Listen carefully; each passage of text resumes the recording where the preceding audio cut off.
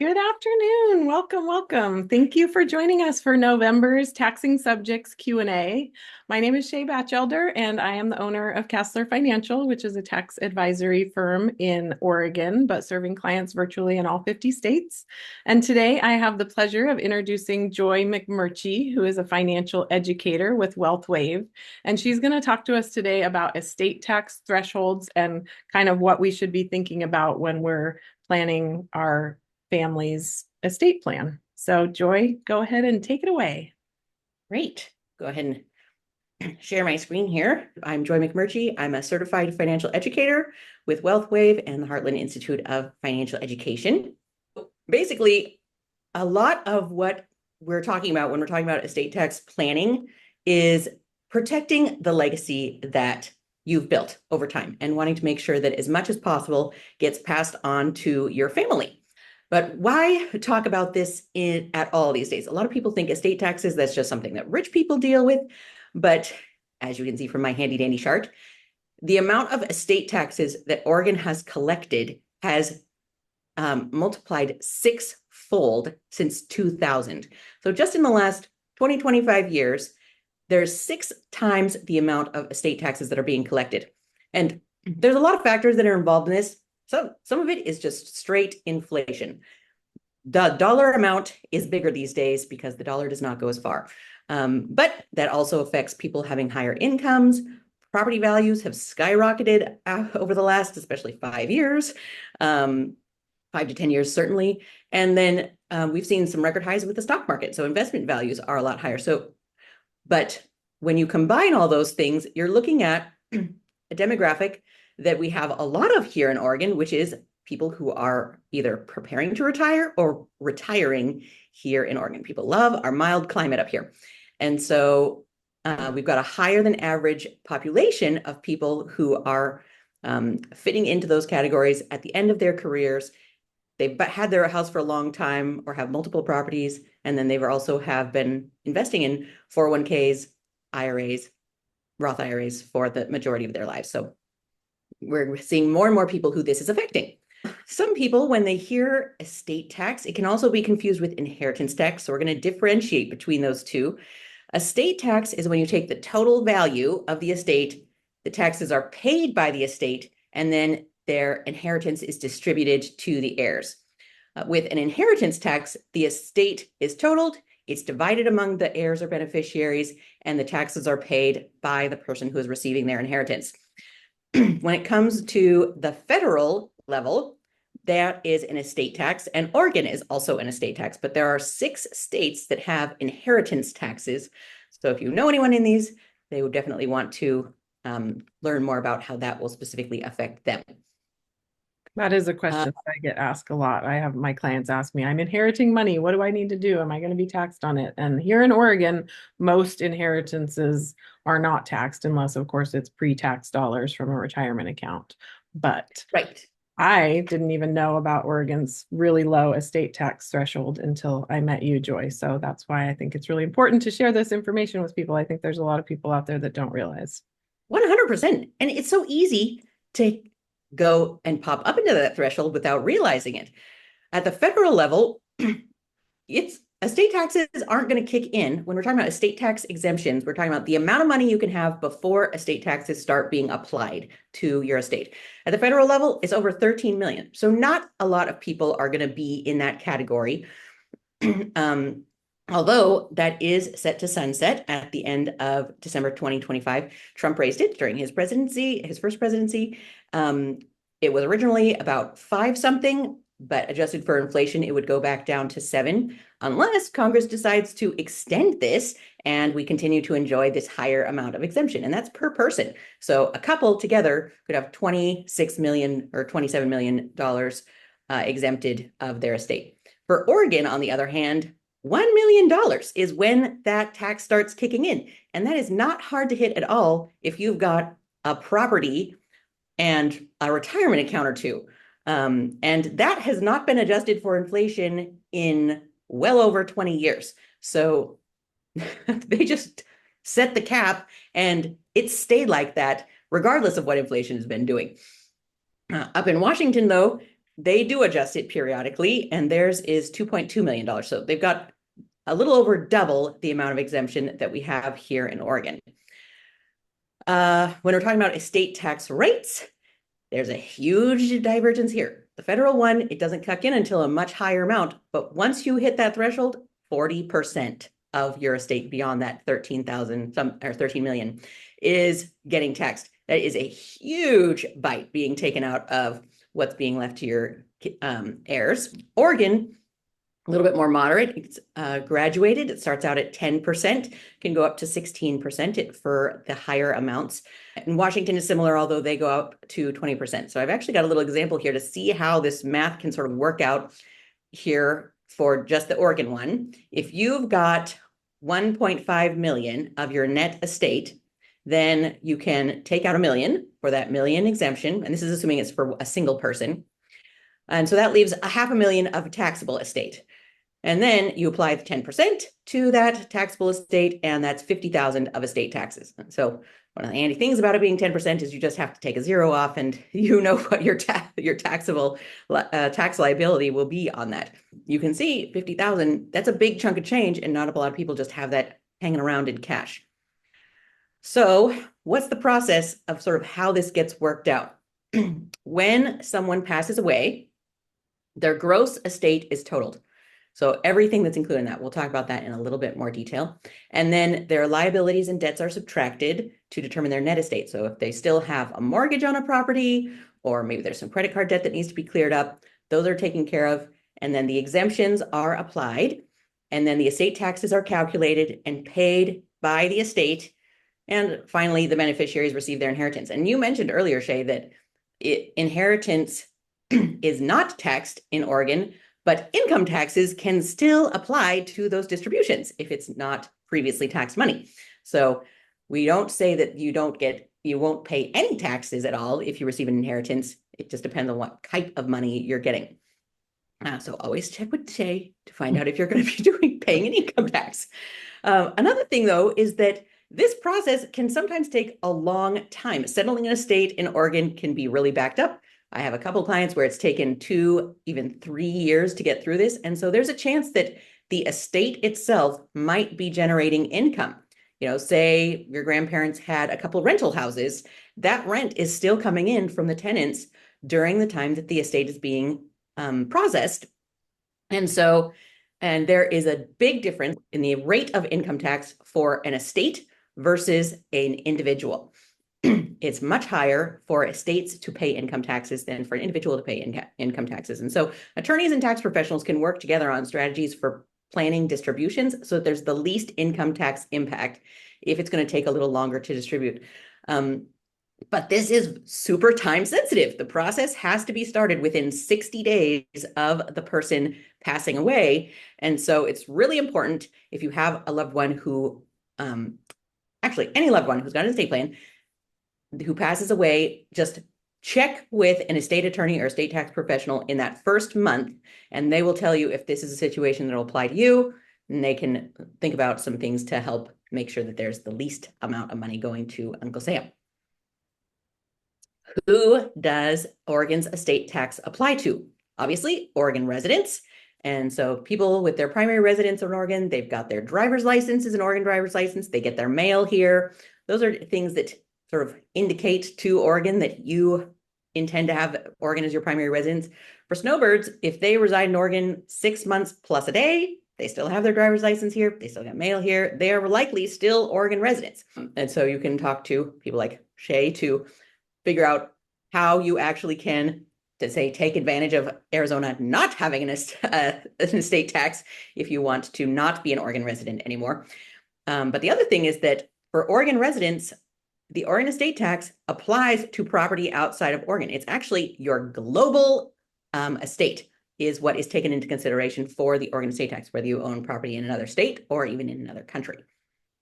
For people who don't live in Oregon, but own property in Oregon, Oregon estate tax could still apply.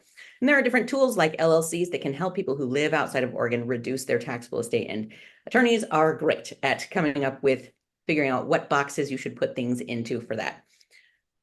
For Oregon residents, or really anyone who's got property outside the US, super important to consult an estate tax attorney to make sure that not just that your estate plan is taken care of here in the US, but that it also complies with foreign laws for property ownership. There are some countries that don't allow non-citizens to inherit property. And so if you immigrated to the US, your kids are US citizens, but they are not citizens of your country of origin, then there could be some hiccups in how you transfer that property. And so usually the US attorney will work with an attorney in that country to make sure that on both sides, your plan is going to be laid out how you want it to go. What is included in an estate? A lot of times when you hear estate, you think of some big fancy house, and there's probably servants and chandeliers and stuff. But and real estate is certainly what a lot of people think of too when it comes to what's included in that. Could be just your ordinary house, beach house, vacation home, rental houses, things like that. Businesses, though, are also included. And they can be businesses that have no tangible assets, just intellectual property. Life insurance death benefits are another thing that is included. Very easy to pop up past $1 million with what people are currently carrying for life insurance these days. It's very common for people to carry $1 million or more of life insurance. And there you have you've met your threshold right there for being included in Oregon's estate tax. Any type of retirement accounts, whether it's qualified, like a 401k or a traditional IRA, or non-qualified money in a Roth IRA, investment accounts, bank accounts, cash, and really anything with any sort of value. So like classic car collection can also be included in this. Okay, there is one exception to what is included in your total estate, and it is called an ILIT, or an irrevocable life insurance trust. And it is a special trust that is created just for your life insurance, or a life insurance, or multiple life insurance policies actually, to be parked in so that it's not contributing to your total estate. So if you have $1 million of life insurance and also property and a retirement account, but you're, say, underneath that $1 million with your property and other financial assets, say you've got $800,000 between those two, but you stack $1 million of life insurance on top of that, suddenly you've got $800,000 of taxable estate.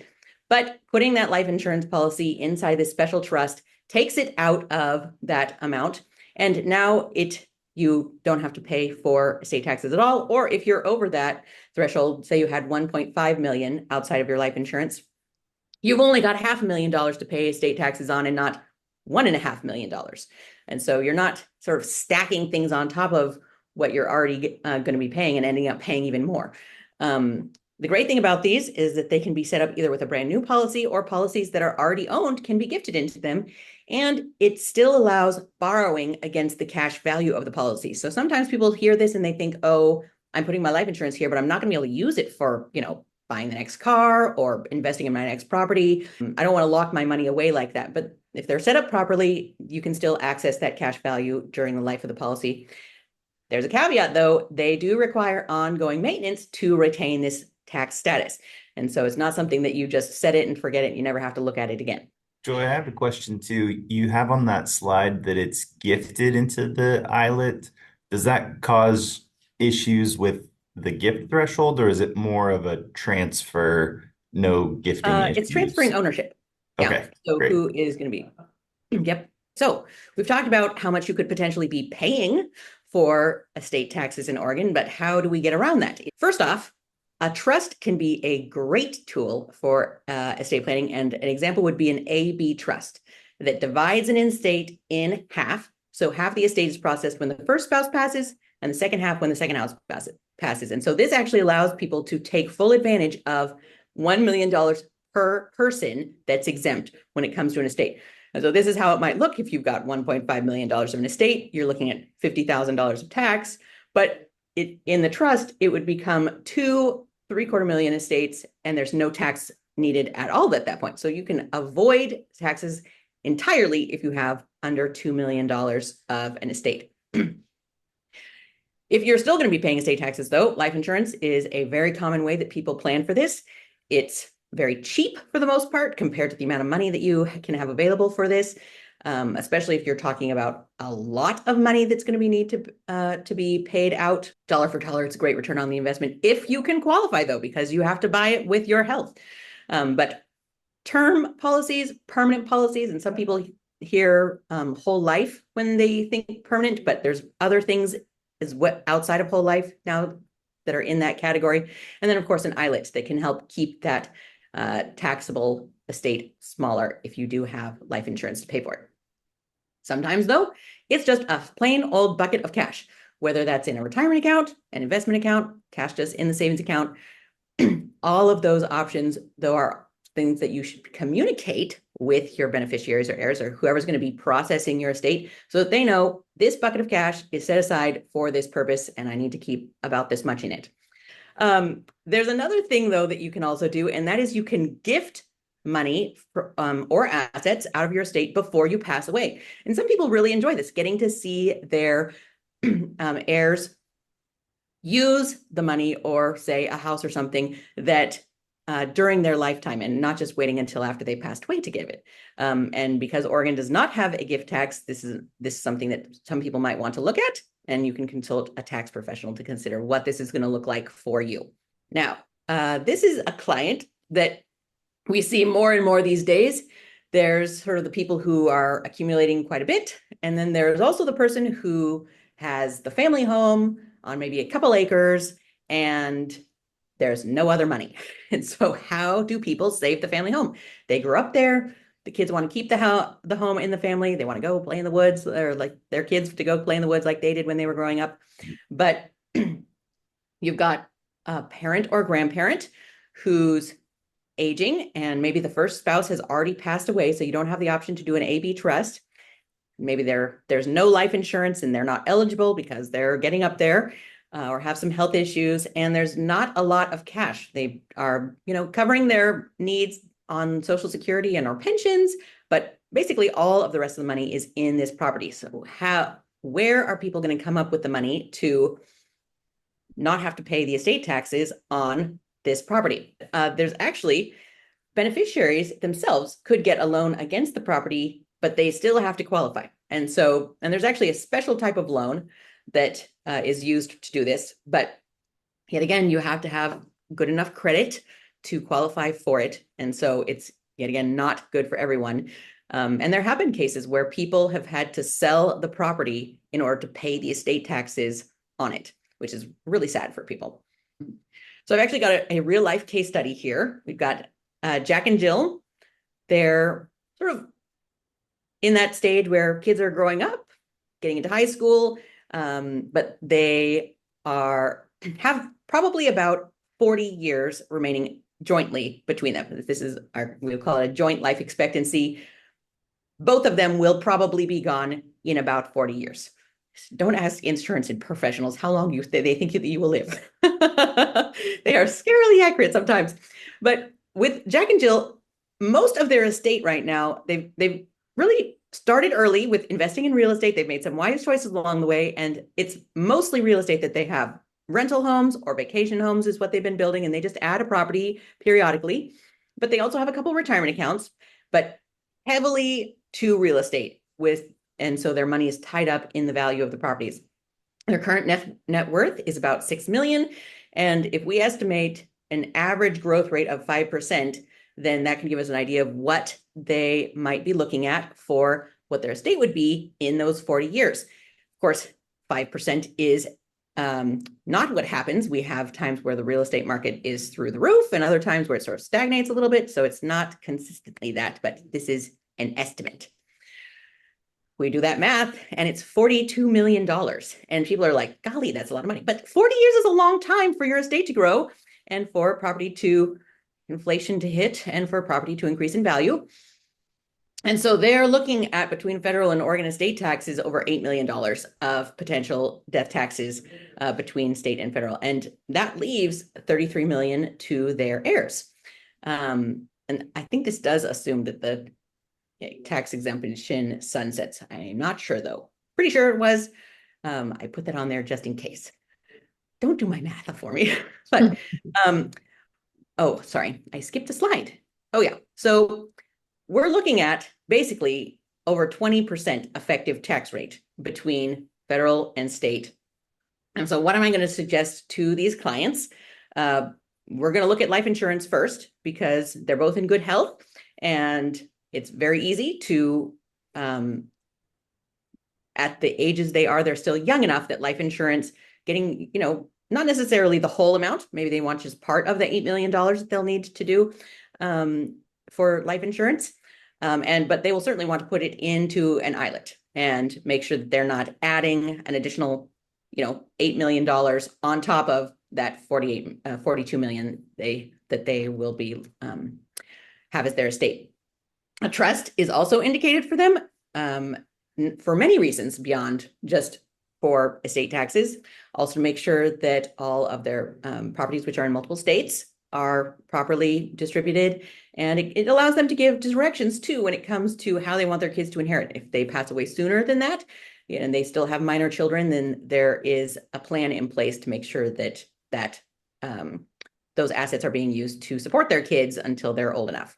There's another alternate idea too that they might want to consider, and that's to designate one property, or potentially more than one, to liquidate to pay those estate taxes. If they don't want to have a huge life insurance or a big bucket of money that they want to designate to, they can have one property that says this will be about the right percentage of our estate, so we can sell this and pay the bulk of the estate taxes that way.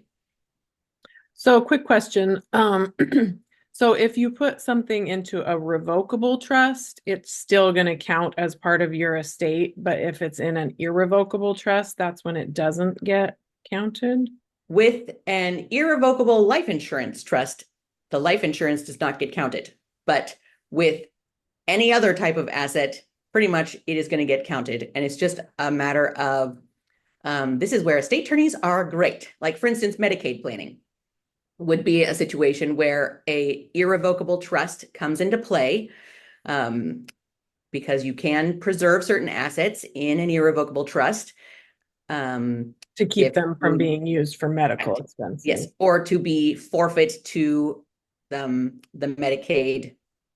Medicaid tries and gets all the money back from you that they can. So if you don't want that to happen, but there are estate attorneys who specialize in that type of planning and tell you where to use an irrevocable one and where to use a revocable one. For this couple, a revocable trust is perfectly fine, and they would just have the irrevocable life insurance trust specifically for their life insurance. Okay, great. Well, if anybody watching this needs a referral for an attorney, we both have great referrals. So yes, we do. So that is the end of my talk, but just to give you guys more of a general overview of how me and my team help families, these are our 7 money milestones, which is basically a roadmap of the different things that you need to hit in order to have a solid financial foundation. And you can jump around on these. They don't have to be done in this order, but they do all need to be taken care of at some point. And so whether it's people needing help getting out of debt or managing their cash flow, protecting their wealth that they've built, we have solutions for all of these and people on my team who specialize in different areas of this. But that is all for now. And thank you so much, Shay, for inviting me to talk to you all. Yeah, thank you so much, Joy. That was super informative. Joy, it was really insightful and concise and well said. So I appreciate you presenting. Absolutely. And, this is something that I think is really helpful for professionals in different areas to be aware of, because we can all be looking out for our clients or like, say, a real estate agent who's helping someone buy a property that's $1 million, or they know that it'll push them up over that threshold. Then we can start getting out ahead of those things and referring our clients to update things with their attorney if they've already got one, or to make sure that they have something in place if they don't yet. Yeah, definitely. Definitely important, especially with that low $1 million threshold and the cost of real estate these days. The lowest in the entire country. People have no clue until they're popping up into that. Oregon is not the best place to die. No, it's a great place to retire, but not a great place to die. Wonderful. So thanks so much for being here, and thanks for joining us today, and hopefully we'll see you next month. Awesome. Thanks again. Bye.